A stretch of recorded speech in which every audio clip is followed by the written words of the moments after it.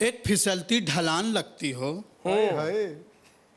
एक फिसलती ढलान लगती हो, तुम तो रेखा सामान लगती हो। हाँ। तुम तो रेखा सामान लगती हो और लाली पाउडर की चूड़ी गजरे की चलती फिरती दुकान लगती हो।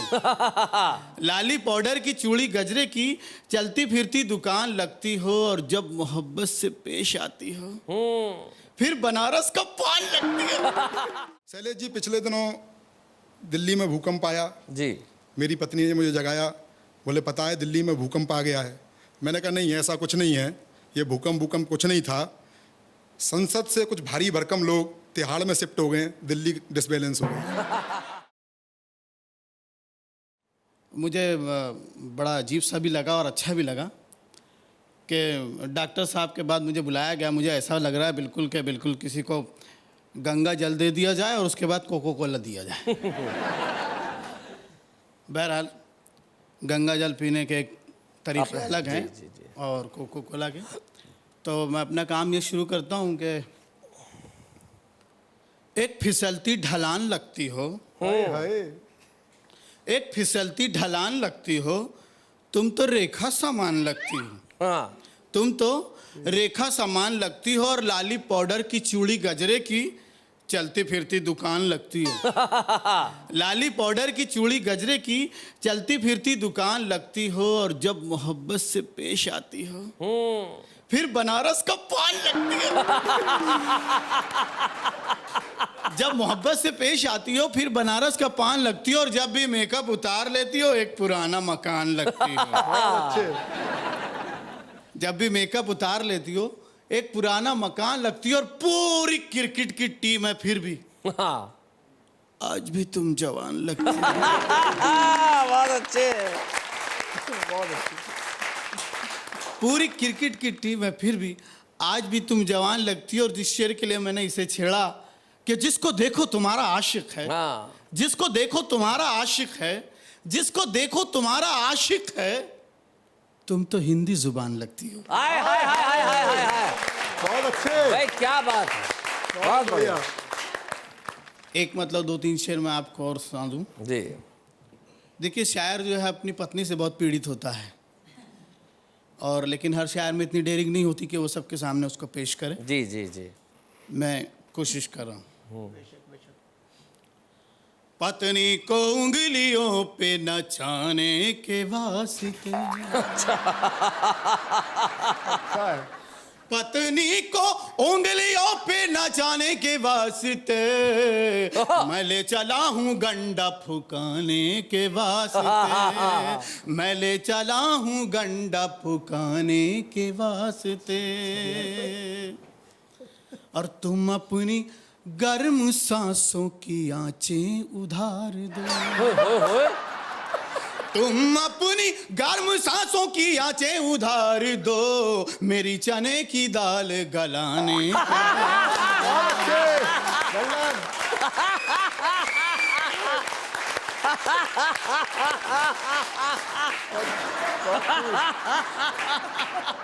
तुम अपनी गर्म सांसों की आंचें उधार दो, मेरी चने की दाल गलाने के वास्ते। और वापस हुआ तो अपना ही बकरा नहीं रहा, वापस हुआ तो अपना ही बकरा नहीं रहा, निकला था घर से बकरी चुराने के बाद। अरे भाई बहुत बढ़िया, घर से बहुत बढ़िया, क्या बात है, बहुत बढ़िया। और दोनों जमाई करने लगे फिर उठा पटक, दोनों जमाई करने लगे फिर उठा पटक, ससुरे के सर में तेल लगाने के वास्ते, ससुरे के सर में तेल लगाने के वास्ते। और वाइट कबूतरी तो कबूतर ब्लैक है, वाइट कबूतरी तो कबूतर ब्लैक है, सुंदर अड़ा है जोड़ा लगाने के और अच्छे, सुंदर अड़ा है जोड़ा लगाने। क्या बात है। शैलेश जी, पिछले दिनों दिल्ली में भूकंप आया जी। मेरी पत्नी ने मुझे जगाया, बोले पता है दिल्ली में भूकंप आ गया है। मैंने कहा नहीं ऐसा कुछ नहीं है, ये भूकंप कुछ नहीं था। संसद से कुछ भारी भरकम लोग तिहाड़ में शिफ्ट हो गए, दिल्ली डिसबैलेंस हो गई। तो ये एक छंद। लेकिन हमारी संसद में जो तिहाड़ में लोग शिफ्ट हुए हैं, हमारे देश का कानून बड़ा कमाल का है। एक कल्पना मैंने की कि जब अमर सिंह तिहाड़ में गए होंगे तो ए राजा ने कहा होगा बे मैं तो पैसा लेने के लिए आया हूं, तू तो देने के लिए आ गया।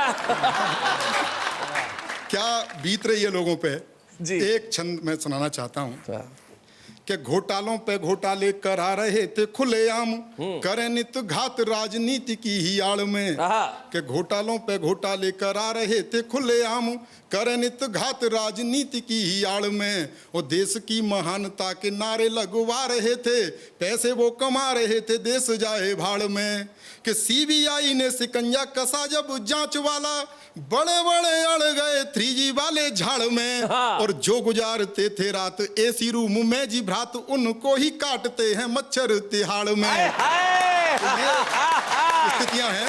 बहुत बढ़िया रमेश, बहुत अच्छे। एक कविता से मैं देश की राजनीति का चरित्र चित्रण करना चाहता हूँ। डॉक्टर सुरेश यहाँ बैठे हैं, गीतकार हैं। आती होंगी सुंदरियां परियां इनके सपनों में जी। लेकिन मेरे सपने में क्या आया जी, अब तो इनके भी सपनों में ही आती हैं कि रात गधा सपने में आया जी। रात गधा सपने में आया, उसने मुझसे यूं फरमाया, नेता मुझे बना दो भैया, डूब रही भारत की नैया। लोकतंत्र घायल है अपना, लोकतंत्र घायल है अपना, टूट रहा गांधी का सपना। सपने सारे सच कर दूंगा, खुशियों से झोली भर दूंगा। क्या बात। तो मैंने कहा बताओ प्रियवर, नेता कैसे तुम्हें बनाऊं, और तुम्हारी क्या है खूबी, जनता को कैसे समझाऊं। बोला ढेंचू सुन लो प्यारे, संवाद शैली की कविता है। कि बोला ढेंचू सुन लो प्यारे, अपने में वो गुण हैं सारे, जिनसे राजकाज चलता है। देश चले या ना चल पाए, लेकिन नेता तो चलता है। क्या बात है, वाह वाह। कि घोर गरीबी में रोता था, घोर गरीबी में रोता था, तस्कर का सोना ढोता था। नजर बचाकर दाव लगाकर खेप आखिरी लेकर भागा। तब से धन की कमी नहीं है, आसमान में उड़ता रहता, पैरों नीचे जमी नहीं है। क्या बात है। तो धन के बलबूते ही तुमने कई गधे पहले जितवाए। धन के बलबूते ही तुमने कई गधे पहले जितवाए। चोर उचक्के हत्यारे तक तुमने संसद में पहुंचाए। जो करते थे डग्गे मारी या करते थे ताता थैया, देकर वोट कीमती अपना पार लगा दी उनकी नैया। क्या बात है। तुम मुझ पर कृपा करो मतदाता, भले मुझे कुछ भी ना आता, लेकिन इतना तो आता है कैसे चुनाव जीता जाता है। बहुत अच्छे। कि जब चुनाव के समय सभी के अस्त्र शस्त्र होंगे सरकारी, जमा करा लिए जाते हैं। कि जब चुनाव के समय सभी के अस्त्र शस्त्र होंगे सरकारी, हथियारों का बंद प्रदर्शन भी करवा देंगे अधिकारी। तब ये मेरी ठोस दुलत्ती, तब ये मेरी ठोस दुलत्ती सबको आतंकित कर देगी। मेरी गधी साथ मित्रों के मतपेटी पूरी भर देगी। क्या बात है। तुम मेरे बच्चों की महतारी, मेरे बच्चों की महतारी, सारी थकन उड़ावन हारी। यानी मेरी प्रिय गधैया, उसके हैं बहुत तेरे भैया।